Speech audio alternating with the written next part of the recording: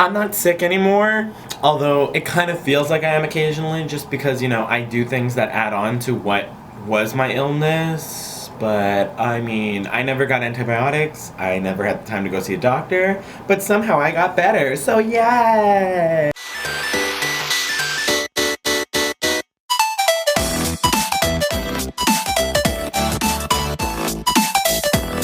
Well, hi there, my name is Rian, and if you did not know that, you now know something new, and I can say, you did not know that, you now know something new, and I can... What is my intro? Oh my god, I taught you something today. Anyway, that's what it is. Well, hi there, my name is Rian, and if you did not know that, you now know something new, and I am happy to be the one that taught you something today. Anyway, let me just first start off by saying I'm sorry I didn't make my bed in the background. I am a mess still, but you wouldn't be able to tell by my basic appearance that also kind of looks like I tried today. Funny thing is that there's a picture of me with a few friends behind the camera right now, and I'm wearing the same exact sweater. So, my life isn't just a giant song playlist on repeat. I came to a realization this week, and it came from various sources and hanging out with various people who shall not be named because, you know, they're amazing people, but at the same time, people make conflict just by me existing in a friendship. It came from two people, someone who I've been hanging out with a lot, if you've seen on Snapchat, and a new resident that I am associating with because they're both great people, and they have both kind of made me realize something about myself. And even though we didn't talk about this issue directly, I made correlations and, you know how you make connections in life to things that, A few weeks ago, I was pretty sad because I was crying about, I had a very obvious mental health issue day a few weeks ago. And I have come to the realization, I was very angry at myself, and I was like, I woke up with like this revelation, and I was like, damn it, I am mad at myself. And yes, I am mad at myself. I am mad, more not at myself, but more of along the lines of I'm mad at my mental illness. Because I came to the realization that it is robbing me of happiness. You feel? A while ago when I was hanging out with one of these new people, we went to a vegetarian restaurant downtown, which I was excited to go to, and he likes being adventurous, so we went. And yeah, during that time and around that time and before that time, we had texted and talked about it, and I know he was joking when he said that, what he said about my vegetarianism, but I kind of ended up pondering it a lot more because I felt like that was actually a legitimate claim. And he stated that by being vegetarian, for like the reasons that I did, because everyone knows my reasoning for being a vegetarian was very shallow, or is very shallow, that I was robbing myself of experiences that I could be having with people, which I know a lot of people might take offense that I actually took this to heart, but I feel like in the long run of this past year of being a vegetarian, it has kind of robbed me of a few experiences with people because I feel like they get oppressed by where they can go eat and what they can talk about. I don't know, it's been like this whole internal reflection thing, and a lot of people can't really touch on this topic unless you yourself have been through a year of vegetarianism at least, and also have noticed not even like straight up ostracism, but like aspects of life have been ostracized to me because I'm vegetarian now.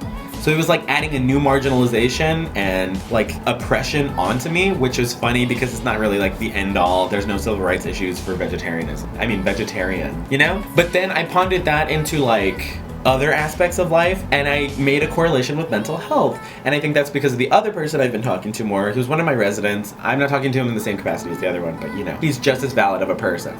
I don't remember what exactly we're talking about, but then in my head, it segued me to connect those two things. And then I came to the realization that my mental health illnesses and issues are pretty much a hindrance on my happiness. And I've allowed them to rob me of certain happiness because I'm impaled with them sometimes. So like my anxiety makes me incapable of just being more happy about certain things and like not overthinking certain things, which to speak the converse, I know my anxiety is also what kind of keeps me at my perfectionism kind of thing, and I like having a high standard like that, so I don't have to exactly get rid of everything that makes me me. I can just try to be more internal about my ideas and think that there are certain things that I don't need to have anxiety about. Like, also, not everything in this world is my fault, and I shouldn't take everything that happens that's bad as my fault, right?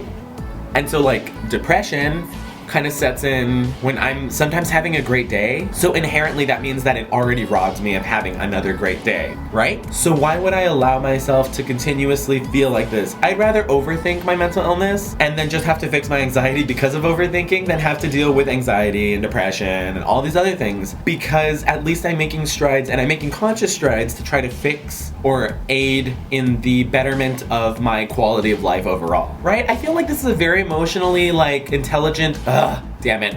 I feel like this is a very like mature and intelligent conversation to be having with myself, and granted you're here too obviously, but like this is more obviously of a thing of me talking to myself because I'm not getting immediate response from anybody. I don't know. This is just a more verbal way of what I've always done my whole life, and that's talking to myself. Well, most of my life, because no one liked me in middle school, you know. So yeah, making these videos kind of helps me because it's like I can put everything in the world and then I can re-hear it later and then just revisit it later, and it's like I'm my own reminder. So it's like the voices in my head are now out and everyone can appreciate them / hate on them, but then I can also appreciate them. I don't know, this has been a very like realize-y week / also I've had the really shittiest 2 weeks, but the weekends have been great, kind of. It wasn't by like complete choice that I decided to hang out with different people all of a sudden. It just kind of kept happening and I was okay with it. It's been a really big whirlwind of events, but I'm actually tremendously happy with how life is at the moment. And I know certain aspects, especially on Snapchat and maybe Instagram, on certain moments and with certain people may look very convoluted. And this is more of a thing that people that are here in school will understand with me than the people back home will understand. But just because somebody doesn't understand a friendship, or just because somebody doesn't understand how people work, doesn't mean that it's wrong. Why can't people have fun? Why can't people live their life? But I've never exactly been the one that obtusely is concerned about other people's opinions of things, and that just kind of arose recently. But I mean, I've always been used to it because I've always been visibly gay to people. Even before my hair was like these kinds of colors, people just always kind of assumed. And it's because of, you know, the cliches and stereotypes that there is behind my culture and the way we talk and the way we speak and the way we act. So like all my attributes have become characterized and stereotyped as typical gay. So now I'm by default in that wheelhouse. Even if I didn't want to be, I wouldn't know how to not present myself in that way. You feel? And I think because obviously I'm not in a more conservative part, because it is slightly more conservative than El Paso, but this part of Texas just is, its intrinsic nature is to just be more observant of the ostentatious and the out there. Whereas if I lived in Austin, it would kind of just be like the normal. So I would just be like a normal human being, you know? I don't know. I feel like we just had a good conversation and I don't know how to continue or segue on that. I feel like I've experienced a lot of growth in the past 2 weeks. I've also experienced a lot of frustration and annoyance, and that's kind of just life in general. So I'm not gonna even like overly think about that because that would just cause my anxiety to rile up and stuff like that. Also, over the past 2 weeks, I've eaten at so many fucking places in San Antonio that I have been more cultured this past 2 weeks than I have in the past 2 years of being in school here. So yay, congratulations. One day I'll be less like secretive about who these people are, should they ever want to talk and have another conversation, because they're fun people. And I feel like y'all would like that.